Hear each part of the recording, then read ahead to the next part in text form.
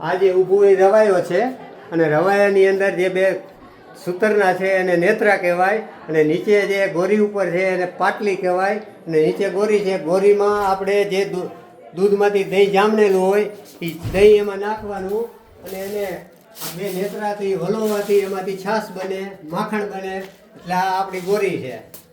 અને ત્યાર પછી આગળ રવાયો છે. એ બીજો રવાયો હમણાં થોડા વર્ષ પહેલાંનો, આ બહુ જૂનો છે. એ ત્યાર પછીનો આ આવ્યો સાંભેલું છે ખાંડવા માટેનું. આ છે ઘંટીનું થાળું છે. ઓરિજિનલ આપણે જે દરડું દરતા સમયમાં, જૂના સમયમાં એનું આ થાળું છે. પછી એ નીચે પડ્યો એ નાનો દળવા માટેનો ઘંટુલો છે. અને આ બાજુ રહ્યો આપણે જ્યારે લઢણથી મરચુંની બનાવતા એનો આ પથ્થર લઢણીયો પથ્થર કહેવાય. અને સામે છે આ બે ઘંટીના પથ્થર છે. એક પથ્થર ઉપર આવે, એક નીચે આવે અને એનાથી લોટ દરવાનો ફેરવી અને લોટ દરવાનો આવે એ થારામાં આવે અને થારામાંથી પછી લોટ બહાર નીકળે.